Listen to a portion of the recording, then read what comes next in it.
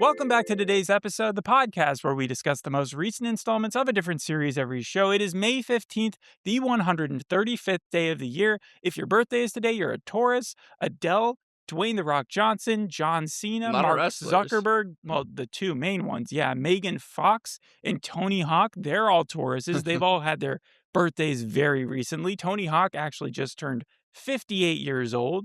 I was looking That's up when the insane. last time he did that 900 trick Yeah. was. It was like 2016. I was hoping maybe for his 60th that he'll go back and do it again. Another thing that happened on May 15th, McDonald's opened today. Well, Like its first, back in the 50s, I right? think it was the 40s. I think it was the 40s? All the way back then. early 40s. And you know who had a sponsorship with McDonald's, right? Lots No. of people have. Well, But I mean, yeah, out of all of its franchise, I remember that even, the Terminator was using kids' toys. Schwarzenegger? Yeah. Okay. Well, I mean, Michael Jordan, of course. LeBron James ended his endorsement deal with the company in 2015. Do you know why? Because he No. wanted to focus on his fast casual pizza chain, Blaze Pizza.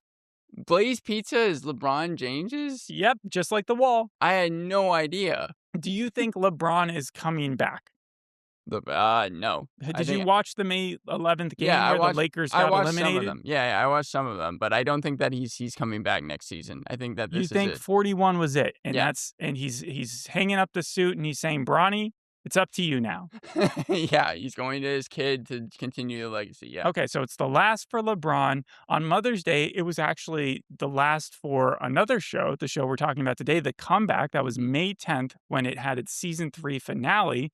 Now, Spanning over 20 years. you have watched every single episode. Yeah. So my question is this going to be a season review, an episode review, like the finale, or is it going to be a full show review? There's no way we could cover the entire series. Let's keep it at season. I'm ready to go 2 hours if you want to. Okay, no, let's start with the game. Actually, I've got sort of two-part game, and then we can talk about season 3, some info behind it, talk the plot, some questions I have, your comparisons, and then the reviews and your final rating. Sure. I mean, this should be a fun one because, yeah, the comeback game. I like the title of the show. It features into, like, basically all of Hollywood. The comeback is basically their motto for the last 20 years is, what can we bring back? 3 truths, 1 lie, if you're ready for it. Yeah, I was just going to say that the comeback, they even talk about kind of the meaning of that title, the significance of it in the final scene of the show. But yeah. Cool. We can talk about that soon. Also, the first season was all about a reality show she was doing. Like, this was a found footage where the show was called The Comeback, right? Yeah, it's like a mix between Birdman, The Disaster Artist, and American Vandal, where Valerie Cherish is a former B-list sitcom star for like a show that was a hit called I'm It, and then in 2005 she returns to a new sitcom for Room and Board. So BoJack. Yeah, and the comeback, like you said, was kind of like raw BTS footage of that sitcom, similar to that's where The Disaster Artist comes into play. All right, so the game. 3 truths, 1 lie. Yeah. These are all comeback-related stories. Here we go. Okay. The California man. This happen? A California man allegedly bought expensive Lego sets and replaced the pieces with dried pasta and kept coming back to return them to Target. That's the first one. Second is Spirit's comeback. A TikToker, that's what they're calling it now these days. A TikToker launched a campaign to buy and revive Spirit Airlines hours after it ceased operating. The third one is Justin Roiland's return. He's coming back with a Prime Video series. It was a pilot that got greenlit called Bear Seed, but it's not expected until 2028. Oh, I feel like I've heard. And then, okay. finally, Zombie Worm. Scientists have revived a 24,000-year-old microscopic organism from Siberian permafrost, and after it thawed out, it reproduced asexually. Okay. See, the worm one just sounds so fake, but the spirit one sounds way too recent and too crazy to have been revived. I feel like I would have heard about that. It doesn't mean that it actually happened. It's just saying that a TikToker may have launched a campaign. Oh, then I completely 100% believe. I'm going to go with because Justin Roiland, I think I heard. I'll go with the California man one, actually. California man one is completely true. Oh. $34,000 in losses. The guy got caught because he just kept returning to the same target. Then the Spirit Airlines one was also true. Pledges hit $337 million. Jesus. But they were looking for like billions. Yeah, because it costs billions to run an airline. Justin Roiland one was fake. Really? I don't think Okay. he's returning to the industry at all. He's not having a comeback, but maybe. Yeah, I can never say And so never. the worm one, Zombie worm was real. They actually got a worm or like a microscopic worm to sort of reproduce after thawing it out. That's why people are so afraid about how the permafrost, like what will happen when the ice melts, mhm, because all these releases of bacteria and viruses and life yeah, that we haven't germs. seen in thousands of years that could come back and haunt us. But yeah, so you missed that one, but there's a round two where you can Okay. rein Redeem myself. redeem yourself. Yes. Flip phone comes back. Apple has released Apple has a wireless charging flip phone base model in production with the announcement scheduled for September. I mean, nostalgia is a huge driving factor, yeah. The next one is Michael Caine comeback. Retirement is for wimps, says Michael Caine. At age 93, he's set to return in Vin Diesel's The Last Witch Hunter 2. And then what is McDonald's catchphrase? I'm loving it. Yes, Cardi B and Stefon Diggs have come back together. And then Okay. the last one is Conan is coming back to host the Oscars for 2027. I mean, that I So completely believe. so really quick, flip Yeah. phone, Michael Caine, Cardi B and Stefon Diggs, or Conan. Cardi B and Stefan Diggs. That one's the fake one, I think. They actually did. On Mother's Day, Are they you were seen kidding? together. Yeah. And then So then is it the flip phone one? yes, it is a flip Yeah, phone one. okay. Yeah. That one I was Michael Caine hoping is was coming real. out of retirement Yeah. at 93 years old. Retirement is for wimps is the more shocking Okay, he part. didn't actually say that. I added that. But I do find it funny that it's for a Vin Diesel movie. Yeah. Like, you would think it would be like, "Oh, we're coming back. We're doing Inception 2. Michael, we need you." And it's like, okay, he'll come out of And it's retirement not for like that. The But Last no, Witch he's Hunter. returning to, like, go back to a character he played in The Last Witch Yeah, and Hunter. it's not like The Last Witch Hunter was like a huge film or anything like that. I'm surprised they're even doing one. Like, it was announced in September, and I don't think I've seen any other updates. So, like, by the time he actually films it, he might be 94. Who knows? So, tell me about Valerie Cherish and why we should care about her comeback. Right. So at the beginning of the series, like season one, she's kind of a delusional optimist, a lot more depression behind the eyes, but always putting on a happy face, even though she's having to undergo a lot of things, mostly emotional abuse from Paulie G, who is kind of the major antagonist of the first two seasons. A lot of like, But not season 3, because he is in season 3 yeah, now. yeah. In season three, he has a complete character change. Okay, cool. Where he turns into kind of a good character. But yeah, the first two seasons, just plain antagonist. She's having to undergo kind of ageism because a lot of the cast that she's working with are like in their early 20s and she's playing the old aunt. She's a meek character. Like, she doesn't make her voice heard a lot. And so that's why I kind of liked in season 3, they changed that and they made her way more empathetic and way more fun That to is watch. quite different than what we've seen with, like, Larry David and Curb, which is a show Yes. has obviously been but, like, where those characters make themselves the center of the scene, So the you're saying thing, she kind of stands in the back in a lot of yes, these. the similarities between Larry David and Valerie Cherish is that they do put themselves in situations that make it very awkward. And Right. I think there was like a 10-minute interview between Lisa Kudrow and the creator at the end of the last episode that they tacked on. I think it's And Michael Patrick King. yeah, and I think Michael Patrick King said that the comeback season 1 came out before its time, and I would agree with that actually because it has a 65% on Rotten Tomatoes, but with the rise of such like cringe comedy in the last few years, like Nathan For You and Curb Your Enthusiasm, I have listed here, you can kind of take your pick. Sure thing. I think that yeah, probably had the comeback come out more recently, it probably would have been I mean, it more got liked. canceled after the 13 episodes. Retro reviews have all been like, yeah, what were we thinking? The funny thing is that Lisa Kudrow said at the beginning that this show was influenced heavily by The Office because it was started off as a mockumentary, found footage, cringe comedy type thing. But she must have been talking about the UK The Office UK because, and it took Office. me too long to realize that Yeah. because the original Office in the US came out in March of 2005, and this came out, the first season of it, in September of 2005. So that would have been quite a turnaround. I was gonna say, yeah, Michael Scott, like I guess I could see kind of some inspiration, but yeah. And when you also take into account that she was using a character, Valerie Cherish, which she had used in her Groundlings career, like it was a merge of that. It's kind of like when Bill Hader talks about how Stefan was like this guy that he met at at like a bar somewhere. Was it a nightclub? 'Cause A that's nightclub? yeah, that's what he always is talking about. Right. Yeah. So, like, for her to have converted that character character into something that would work in a TV show. I guess my question, because you said that she was meek, you started like defining her and her changes over the Mhm. seasons. And it's like, what was the most drastic one? Did that come in season one, two, or three? I think that, like, probably the most abuse that she took and where her life became the rockiest was in season 2 when she decided to join Pauly G's, autobiographical show called, like, Seeing Red, and she was playing a fictionalized version of herself. Right, because he was, like, kinda going after her behind her back, but my question is more about her as a character, like, it Mm. felt like season 2 ended with quite a sweet ending. Right, because it's all found footage in the first 2 seasons, aside from the last 20 minutes where her best friend, Of the biggest second supporter season. biggest supporter in the series, Mickey, he ends up in the hospital, and, the show did a really cool thing in the season 2 finale where she's at a primetime, Emmys because she's been nominated for her role in Seeing Red playing herself, and then, we learn she actually doesn't care about that. The second that she hears that Mickey is in the hospital, it's kind of the one thing that breaks her out of her, like, kind of Hollywood craze, and Mhm. she leaves the awards, and it turns into a single camera where Jane's crew is not there. There's no, like, BTS footage. This just turns into kind of a regular TV show, and she makes it to the hospital in time, rekindles her connection with Mark, which is her husband, and, Mickey ends up being okay. So the change that occurs there sounds like you have a desperate actress, right? Yes. Who has become a pretty selfish and I wouldn't say so she said that she's not cynical, Mhm. right?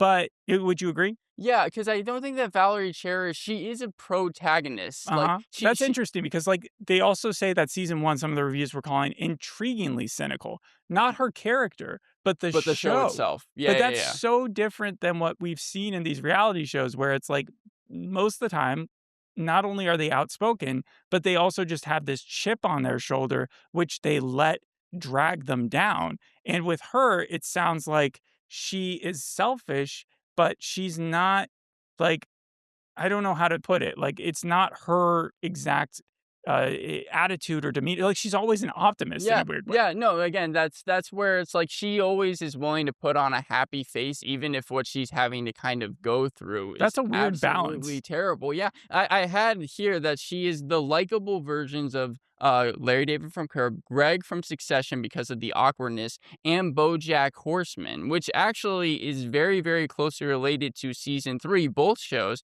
because both deal with AI replacing them in their breakout roles, Hmm. if I that didn't makes even any remember sense. that was BoJack's last one, especially since, yeah, it came out before the whole AI Well, with craze. BoJack Horseman, season 3 wasn't the last season, but I'm talking more when they did the Secretariat film, and then they had to replace him with, like, the facial recognition or Computer whatever. generated, Yeah, yeah. that's But why that I was was less about a threat into Hollywood. The comeback, you raise a relevant point. Basically, it airs once per television crisis. yeah. Season 1 was right before the strike, the writers' strike, and Yes. that was during the death spiral of network sitcoms. Like, everybody was realizing something was happening. It may have not been, like, as clear cut because there was no streaming yet, but at the same time, it was like you look at the viewership from 10 years prior versus there, and you were seeing this rise of reality TV, and it was really starting to affect like what was going to get on TV. And then season 2 happened in 2014 after really everything had blown up. There'd been the writer's strike. Clearly, Netflix had gotten its grips Yeah. on the industry, and prestige TV was rising, where it was becoming less about like you have TV actors and movie actors, and more you just have actors who would do anything as long as the money was there with it, Mhm. right? And so it tackled the streaming era. And then season 3, yes, now it's tackling AI, which is the big threat to the industry.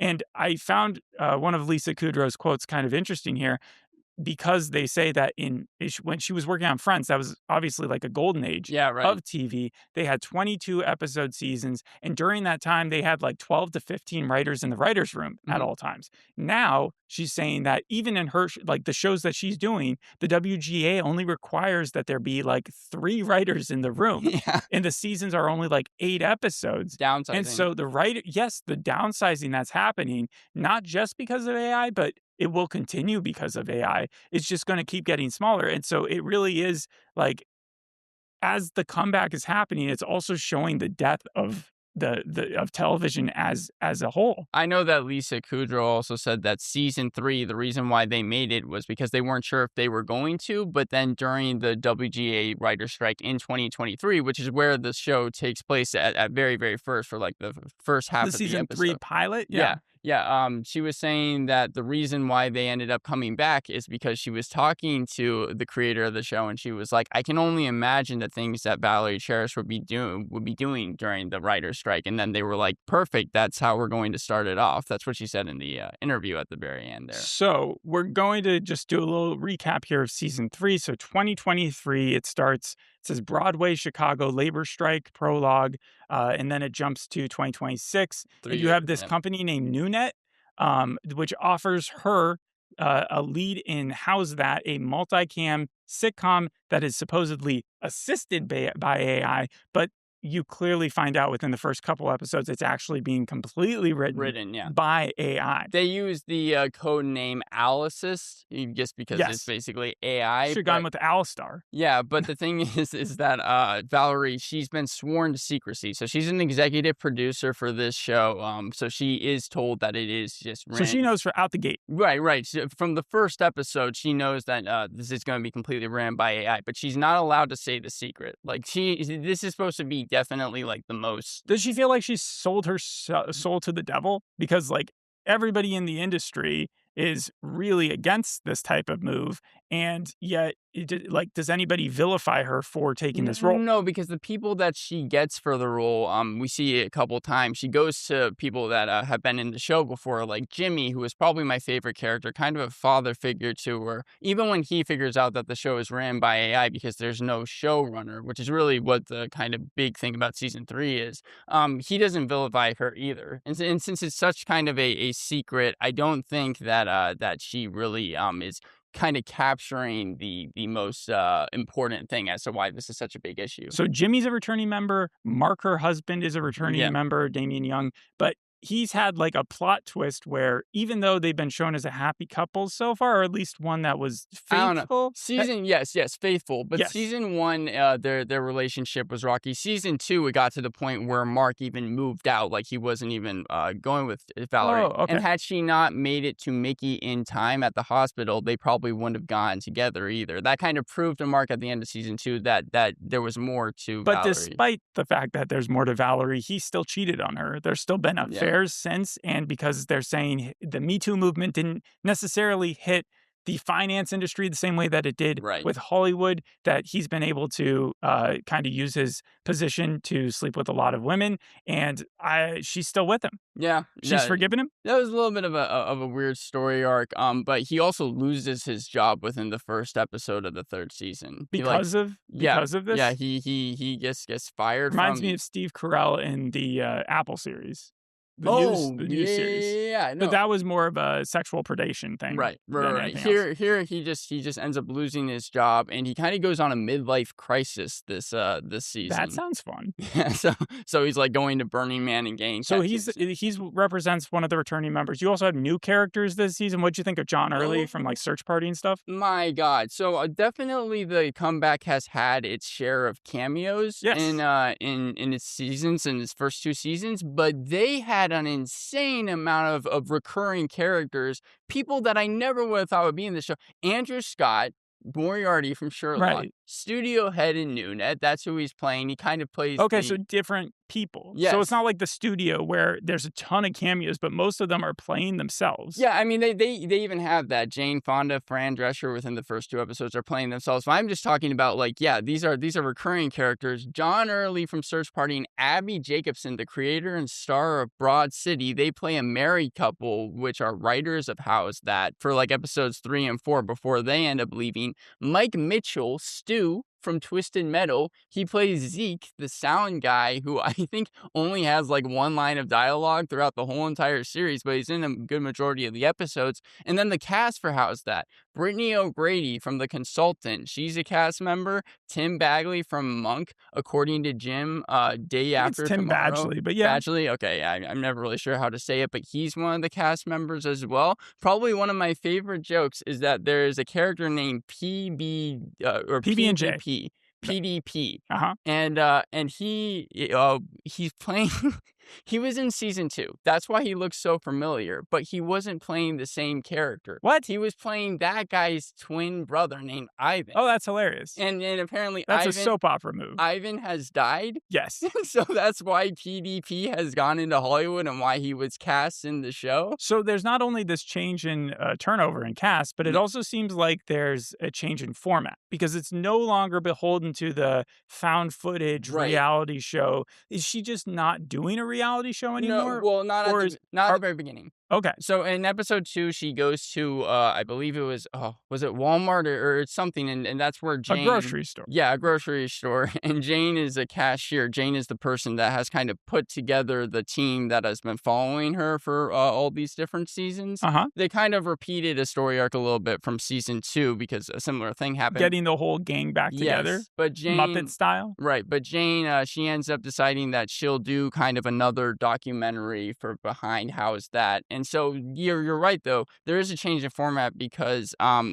thought it was less restrictive this way, but there are times where you're not really sure if it's supposed to be single person. And when it's a single person camera, that's where there are no cameras. Right. But then sometimes she'll like break the fourth wall out of nowhere and you're like, oh, okay, so Jane's crew is actually there. So the point of view must be a little disconcerting. Was it too disconcerting? Does it count as a con? No. It actually counts as a pro because I thought that for the first 2 seasons, especially by the end of season 2, it was kind of getting a little bit annoying how much we were having the cameras. Believe me, it was probably annoying for the writers too. They constantly played the joke about like how many cameras had to come into the room and how they were going to get each shot. They did a lot of like The Office through the blinds type of thing. And I think that it really, really helped. They probably saw how well it worked out in the season 2 finale. I thought that it really helped make the story feel more grounded whenever they could just actually show us things without having to like shoehorn in the camera crew. I wonder if the rationalization is also that everything is now like filmed a lot easier than it was 20 some years ago. Like back then you seriously did need to have like these sneak cameras and shots and stuff, but now we have drones and now there's like cameras people put everywhere in their houses and stuff like that. And so the idea of having a clear shot all the time is not as crazy to just the individual watching the TV show. Yes, right. It does make it show the show has aged. I mean, as well as Valerie, like how is Valerie different? Not as, because we already covered that, but like her age specifically, does she seem like Lisa Kudrow has come out and said this is the final season, no matter what. Right.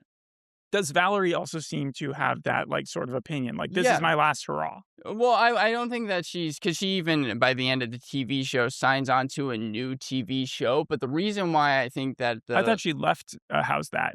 She did. Okay. That's at the finale. But she left How's That because she went on to a new TV show. The thing is that she's not as scared anymore. Like there was a direct connection in episode 3 where she's talking to the costumer of How's That, the connection to season 1 where she had to wear this ridiculous tracksuit, but she wasn't able to speak her mind. And in episode 3, you can see her stand up for herself. You're saying within this one season that happened? Because I was wondering if it was just because of her success in season 2 that led her to be more, I don't know. I think it's a culmination of both. Or maturity. I think so. And you know, she even has she's not as scared to kind of speak to the younger cast in season 3. Yeah, I mean, she literally brought in a new showrunner. She brought back Paulie, Paulie G. Yeah. Were you a big fan of that or not? Okay, so I did like how they brought back Paulie G, but he's barely in it, and he was such a good actor. He was Lance Barber, I think is his name. It is. He was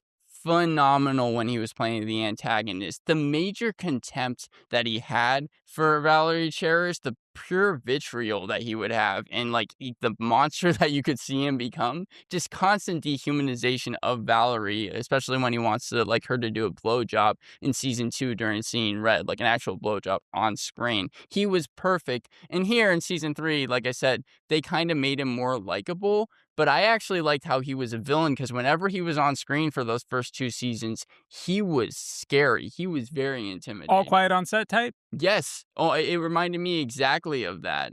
In fact, season 1, he actually kind of looks like Dan Schneider a little bit. But in season 1, I'm sure he'd like to hear that. there was kind of like sexism that she had to undergo that was very reminiscent of all Almost the opposite of Barbara's character was Ackerman, right? Like in the first season, she was just kind of like this up and coming superstar, and then in season 2, you saw her for just a glimpse. She returns in season 3, right? Yeah, she returns in the penultimate episode. Is she still nice? Yes. No. Oh, So that's good. Juna Milliken, I think her name is. She never ever once was mean to Valerie. She was always her biggest supporter, even when some of the other cast in the first season was mean to her. From Room and Board.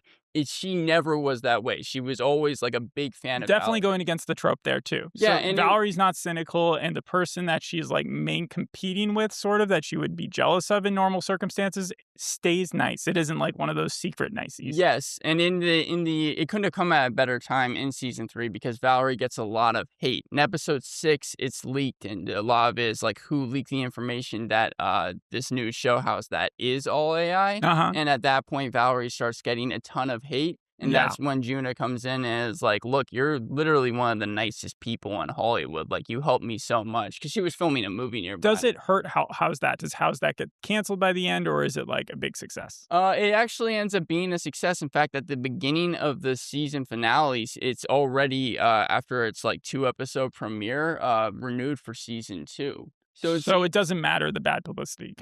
No. In fact, we learned. So why does she leave then? So yeah, at the end of episode 7, NewNet was the people that actually leaked the information. Oh, and so the company that was doing it realized that this would cause some like good press. Yes, good press. Yeah, and that's kind of your first. If you weren't already picking up that NewNet was kind of the underlying villain, big evil corporation, that was your first real thing because you saw how much hate Valerie herself was getting online from other writers. Wow. So of course she leaves. Yes. So episode 8, the finale, is when they signed this NDA document. That's the reason why it was actually leaked in the first place. They thought it was Jane initially, Jane being the moral of the show, and everyone had to sign an NDA saying that it wasn't AI. And then Jane just there was actually a really tense scene between her and Billy, Valerie's publicist, in episode 6, where she's like, I haven't been cashing any of the checks that NewNet's been giving me. People need to know that AI is out for everyone's job. And she ends up leaving. And so that's why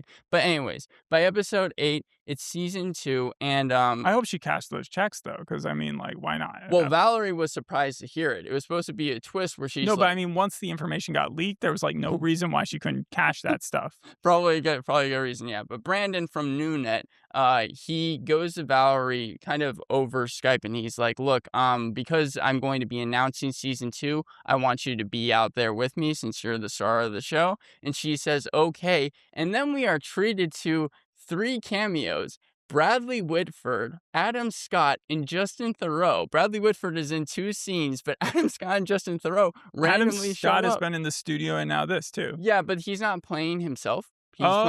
He's playing, or the 3 of them invite Valerie for a kind of meeting just to talk to her because they've learned that NewNet is going to be having this press conference and that she's going to be joining them. And they really are like, look, we're writers here, and we want you to come out while they're having this press conference and speak on behalf of writers. Oh. So she's kind of turn against the dragon. Yes, because she's stuck between kind of a rock and a hard place. If she sides with Brandon, then she's going to probably get the amount of hate that she's been getting since the leak has happened. And if she goes against she sides with the writers, then but there's Brandon's a good and there's a bad, and it's pretty clear she's just going to like stand up for the rest of Hollywood. Right. So I see where this is going.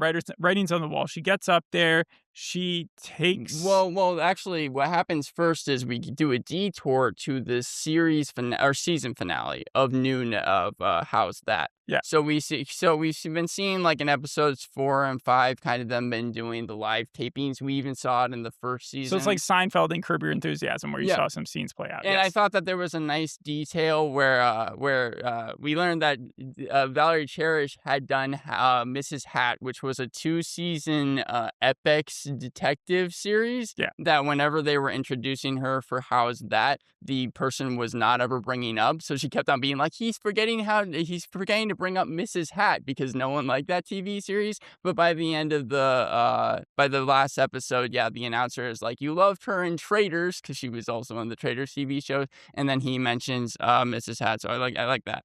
But the finale ends up being a problem because Jake Scott, who is Bradley Whitford's character, he shows up just to kind of see how everything is going. But suddenly we learn in between scenes that the AI Alice's has hit a paywall. So apparently what NewNet has done has they've been dispersing AI throughout so many different projects that they can only use it for a limited amount of time. And that's when Evan, a character who was helping Paulie G when he was directing his episode, who wanted to be a writer, he ends up coming in to save the day because Valerie Cherish is like, you want to be a writer, right? And Evan, who I think is played by Lisa Kudrow's son, Oh, I think okay. I saw it somewhere. Yeah, he's like in his mid-20s, he starts talking about how writing he doesn't really want to be anymore because once AI comes in, it's just going to kind of kill all the jobs. And she's like, look, the future of the TV depends on what you do right now.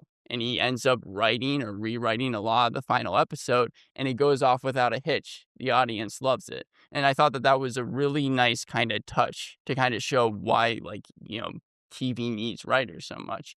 But once we get back to the actual press conference, she goes out with Brandon. Brandon announced season 2, and Valerie Cherish, like you said, it's kind of predictable, but she does end up speaking out on behalf of writers. Right. It reminds me again of the studio when you had the people going after them for using the crazy. I think it was using AI, Yeah. right? Yeah. For the Kool-Aid movie. I didn't even think about that. Yeah, but yeah, Right. for the It also promo. reminds me of Barry and the ridiculous way that they would show the production and the writers and stuff, and of course the franchise where the producers only had one-track minds, and basically it either makes money or it doesn't. And we can see Brandon, he's trying to play, I think Andrew Scott was trying to play like an Elon Musk type, because right before the press conference, he does write down, Sociopath?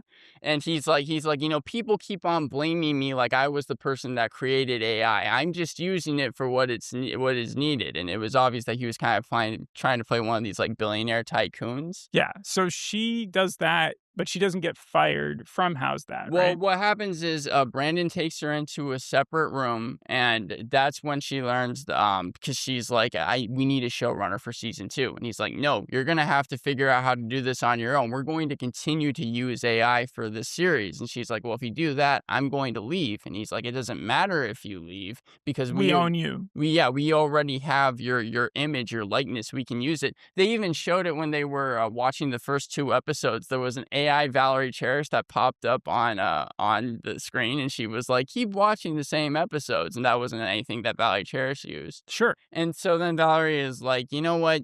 No, I'm not going to do it. Like, you can just do whatever you want to do. But she ends up leaving. You know what's nuts? Yeah. Sorry, I just realized, but like, remember in Succession when like the last season, so that was very recent, Right. when Greg was trying to force that guy to make Logan Roy say something else, and like it was taking hours. And even in my mind, I was like, you can't, like, just by yelling at this guy, he's not going to suddenly be able to make the audio sync with something that the guy never said. Yeah. But now that would be so easy. I could do that. Yeah.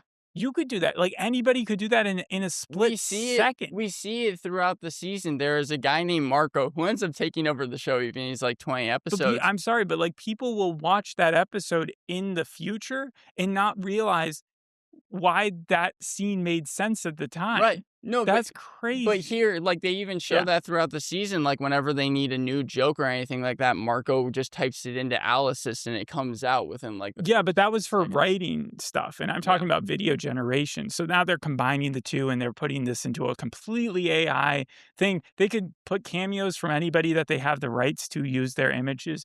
It's insane. Anyways, yeah, Val, she comes back and she's just kind of talking to Mark about what she's going to do, if she's going to come back for season season 2 of How's That, or if she's just going to let it be AI. And she gets a text from Bradley Whitford's character for a show called Judge's Table. And that's when we went into the final scene of the show, which was a direct reference to the first episode. I don't think first scene, but you can even see that Valerie Cherish is wearing the same clothes from that first season when she's having this interview with Jane, where she's talking about how even though Hollywood is so prone to just humiliate its subjects, its people, you just kind of have to roll with the punches. And there was a very significant line that she says where she's talking to Jane through the camera, and she says, "Jane, maybe you've been telling the wrong story." And I think that was interesting because I think the significance of that, she says, maybe you've been telling the wrong story. Now tell me the one about Valerie Cherish, is that the whole entire series has been about how Valerie Cherish has been trying to recapture her career fame. But I think, and this is just my interpretation of it, is that it's really capturing Val's evolution of confidence and not being knocked down when things are hard. I don't think that's that hidden of a message, though. Well, that's just what I was kind of picking up. It's a character study, but yeah. And so then she ends up leaving. She even says to Jane something that Jane said to her in the first episode, which was, "I need you to be more excited for me," and she ends up leaving. And then we see through text that Judge's Table, the show that she was on, was nominated for 3 Primetime Emmys. She was even nominated herself. And that new net, How's That season 2 is 70% complete, but that it's completely digital, meaning that everyone basically ended up leaving, even the crew, and that no AI was used in the comeback. So I thought that the finale really worked well. I thought there was also some nice details as well that were kind of tragic. So in episode 3, they mentioned Mickey, that's really Mickey's episode where Valerie passed away in real life. Yeah. It was really sad how they did it because, like I said, in season 2, Valerie tried to make it to the hospital and was able to make it in time, and Mickey ended up being okay. Yeah, he was having nosebleeds, right, or something. Right, yeah, and he ended up being fine, but he ended up dying from COVID. And Mickey and Val, when she's inside the storage unit trying to find wigs for How's That, she's talking about how she couldn't even see Mickey in the end because he ended up having COVID. And I was like, we all remember that. Yeah, heartbreaking, because the whole entire point of why she broke out of her kind of Hollywood craze was because Mickey was in the hospital. It's good that she didn't just fully return to that it wasn't like he was her one mentor or something like that. But I'm saying the fact that she was able to make it to him when he wasn't okay, but then when he was dying, he ended up dying alone, especially when you saw how good of a character. So that's a heartwarming moment. Were there any other big moments that stood out? Well, at the end of the episode, she finds Mickey's ashes, and she lets them go over the top of the studio where they filmed Mickey's favorite movie, and also where they filmed Friends. There was a lot of Friends references in the final season, so that really worked.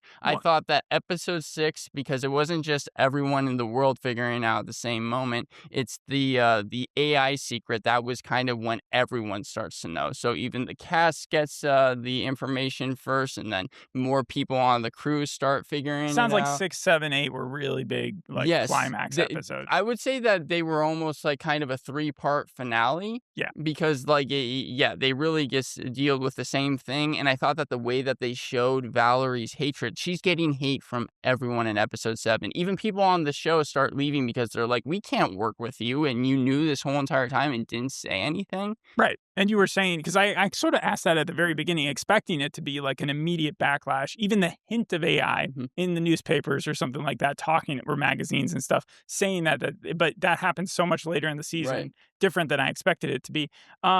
They've made a lot about this Hot Ones thing. Tell me about that. Was that one of your favorite moments or not? In episode 7, it's the final scene. They wanted Lisa Kudrow to actually do Hot Ones. She is not into the spices at all. So it was just her character. I know that I think that they used Sean Evans' AI voice, because she asked her a question, but you never see him. And I looked up to see if they even got him, and I don't think they did. Well, you said that they can't use AI. Comeback did not use AI. But he says something to her, so maybe they cut out voice clips and then use the same thing. But you hear Sean Evans, you just don't actually see him, and I was disappointed about that because she fails at it pretty spectacularly. She hates it. She was eating it, and she wasn't able to do it. That was again at the end of episode 7. You've seen a lot of Hot Ones. Who did the worst job?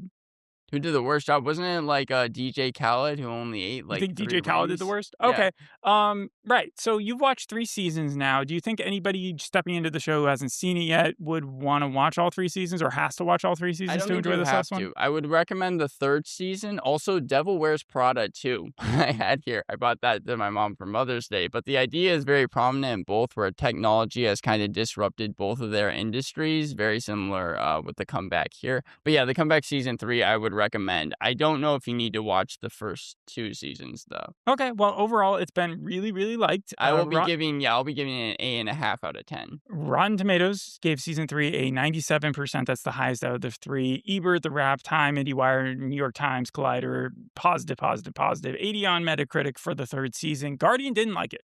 Guardian didn't like it. Now, when you were talking about all the stuff that was happening, it sounded like a whole lot of good by Yeah. the end there, which I can understand why, especially in a show that was in the 1st season called incredibly cynical Mhm. as a whole. It's weird how the last 2 seasons have ended with such a wrap up, happy ending of a story. Now, I know it's not entirely happy because AI didn't, it's AI going to did, take yeah, over. yeah, right.